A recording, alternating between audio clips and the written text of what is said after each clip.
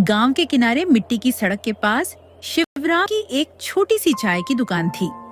गांव से आने जाने वाले राहगीर वहीं रुककर चाय पी लेते थे, जिससे शिवराम की थोड़ी बहुत कमाई हो जाती थी। उसी चाय की दुकान के पास ही उसकी फूस की एक छोटी सी झोपड़ी थी, जहां वह अपनी पत्नी सविता और अपनी नन्ही बेटी पायल के साथ रहता था। जैसे तैसे मेहनत करके उनकी जिंदगी चल रही थी, लेकिन जब सर्दियों का मौसम आया तो मानो वह उनके लिए किसी कहर से कम नहीं था। ठंडी हवाएं उनकी झोपड़ी के हर कोने में घुस जाती थीं और गरीब परिवार की परेशानियां और भी बढ़ने लगी थीं।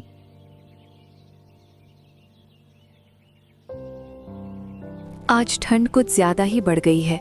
झोपड़ी के छेदों से ठंडी हवा भीतर आ रही है और पायल बहुत ठिठुर रही थी। बड़ी मुश्किल से उसे सुला पाई हूँ। हाँ, आज दुकान पर भी काम कुछ कम रहा। ठंड में लोग खर्च सोच समझ कर करते हैं, इसलिए चाय पीने वाले भी घट जाते हैं। लेकिन चिंता मत करो, जब तक मेरे हाथ पैर चल रहे हैं मैं मेहनत करता रहूंगा। आप दिन भर बाहर ठंड में बैठे रहते हैं, यही सोचकर मन घबराता रहता है। मेरे पास ओढ़ने बिछाने का थोड़ा अच्छा इंतजाम होता तो इस सर्दी को सहना आसान हो जाता। फिर भी ईश्वर से यही प्रार्थना है कि वो आपको और हमारी बिटिया को हमेशा सुरक्षित रखे। भगवान ने चाहा तो हालात जरूर बदलेंगे, बस हमारी बेटी सलामत रहे, वही मेरी सबसे बड़ी ताकत है। दिन भर शिवराम अपनी चाय की दुकान पर बैठकर ठंड से ठिठुरते हुए ग्राहकों को चाय पिलाता रहता था, जबकि घर में सविता छोटी सी पायल का ध्यान रखती और झोपड़ी के सारे काम निपटाती रहती थी। किसी तरह दिन ढलता और शाम होते होते ठंडी हवा और भी तेज हो जाती। उस रात तीनों ने सादा सा खाना खाया और ठंड से बचने के लिए रजाइयों में दुबक कर सो गए। लेकिन आधी रात होते होते मौसम अचानक बिगड़ गया। बर्फ जैसी ठंडी हवाओं के साथ तेज आंधी और तूफान चलने लगा, जिससे शिवराम और सविता की झोपड़ी जोर जोर से हिलने लगी।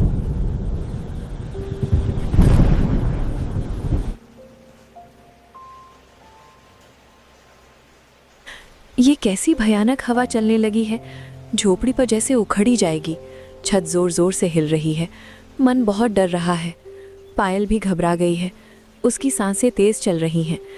ऐसा लग रहा है जैसे अब यहाँ रुकना ठीक नहीं है। हमें तुरंत बाहर निकल जाना चाहिए, कहीं झोपड़ी गिर ना जाए। हाँ, अब देर नहीं करनी चाहिए। हवा और तूफान बहुत तेज हो गया है, झोपड़ी ज्यादा देर टिक नहीं पाएगी। तुम जल्दी पायल को गोद में लो, मैं बाहर। पहले की जान सुरक्षित होनी चाहिए। चलो जल्दी यहाँ से बाहर निकलते हैं। तेज आंधी और कड़ाके की ठंड के बीच शिवराम और सविता अपनी नन्ही पायल को गोद में लेकर झोपड़ी से बाहर निकल आए, लेकिन बारिश रुकने का नाम नहीं ले रही थी। लगातार मूसलाधार बारिश से पूरा इलाका पानी में डूब गया और तेज बहाव के आगे शिवराम की झोपड़ी और चाय की दुकान टिक नहीं पाई। दोनों टूट गईं और घर दुकान का सारा सामान बहते पानी में बह गया। ठंड से कांपते उस परिवार के सामने अब सिर्फ बेबसी ही रह गई। डर मत करो, पहले यहाँ से निकलना जरूरी है। जो होना था हो गया, अब जान बचाना सबसे अहम है। किसी ऊंची जगह की ओर चलते हैं। भगवान पर भरोसा रखो, अभी हिम्मत हारने का समय नहीं है। पानी तेजी से बढ़ता देख शिवराम अपनी पत्नी सविता और नन्ही पायल को साथ लेकर एक बड़े पेड़ की ओर बढ़ जाता है। उफनते पानी से बचने के लिए वे पेड़ की मजबूत डालियों पर चढ़कर बैठ जाते हैं, ताकि ऊंचाई पर रहकर ठंड और बाढ़ के तेज बहाव से किसी तरह अपनी जान बचा सकें।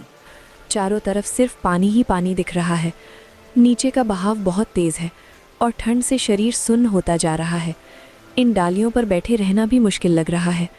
पता नहीं ये रात कैसे कटेगी। पानी अभी और बढ़ सकता है, इसलिए हमें पूरी सावधानी रखनी होगी। डालियों पर अपना संतुलन बनाए रखना जरूरी है और जरा भी लापरवाही नहीं करनी चाहिए। जब तक हालात नहीं संभलते, यहीं ऊंचाई पर टिके रहना ही सबसे सुरक्षित रास्ता है। इसी बीच पानी का बहाव अचानक बहुत तेज हो जाता है और पल भर की चूक में पायल उफनते पानी के साथ बह जाती है। शिवराम और सविता घबराकर उसके पीछे दौड़ते हैं, उसे बचाने की पूरी कोशिश करते हैं, लेकिन तेज धारा के सामने उनकी एक नहीं चलती और पायल पानी के भयंकर बहाव के साथ बहुत दूर निकल जाती है। नहीं नहीं, ये क्या हो गया? मेरी बच्ची, मेरी पायल, वो पानी में बह गई। कुछ कीजिए, उसे बचा लीजिए।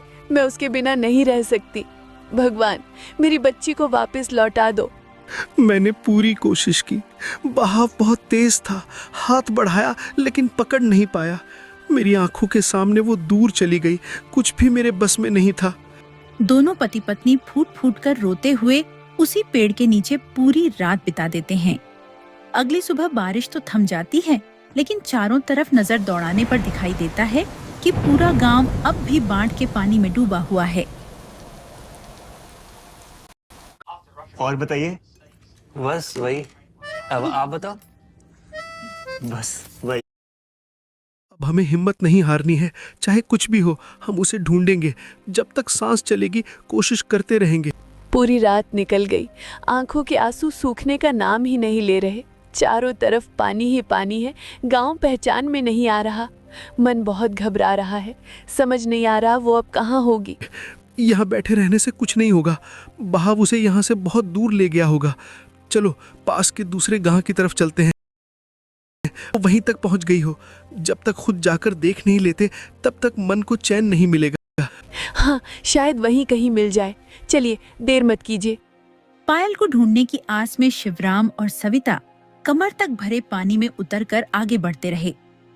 चलते चलते ठंड और थकान के साथ उन्हें बहुत ज्यादा भूख भी सताने लगी।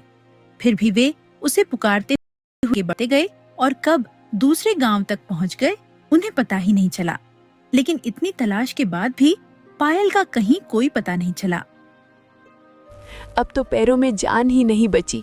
ठंड और पानी ने शरीर तोड़ दिया है। बहुत जोरों की भूख लग रही है। एक कदम भी आगे बढ़ाना मुश्किल हो रहा है। मुझे सामने एक ढाबा दिखाई दे रहा है, चलो वहीं चलकर कुछ खा लेते हैं, थोड़ी ताकत आ जाएगी।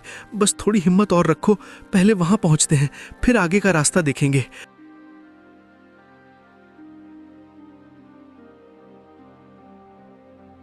मालिक, अगर कुछ खाने को मिल जाए तो बड़ी मेहरबानी होगी। खाना चाहिए तो पहले पैसे देने होंगे।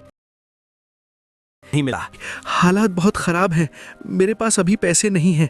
अगर कोई काम हो तो बता दीजिए, काम के बदले खाना दे दीजिएगा। ठीक है, सारे जूठे बर्तन धो दो और पीछे सफाई कर दो। काम पूरा हुआ तो खाना मिलेगा। जी, मैं अभी करता हूँ। आप मेरी वजह से इतना मत कीजिए। तुम बस यहीं बैठकर आराम करो, पहले तुम्हें संभलना जरूरी है, बाकी मैं देख लूंगा। बस थोड़ा काम है, फिर खाना मिल जाएगा। तुम बैठी रहो, ज्यादा कमजोर लग रही हो, ये आदमी काम कर लेगा। ढाबे पर पहुंचकर शिवराम मालिक से काम मांग लेता है और देर तक वहां का सारा काम कर देता है।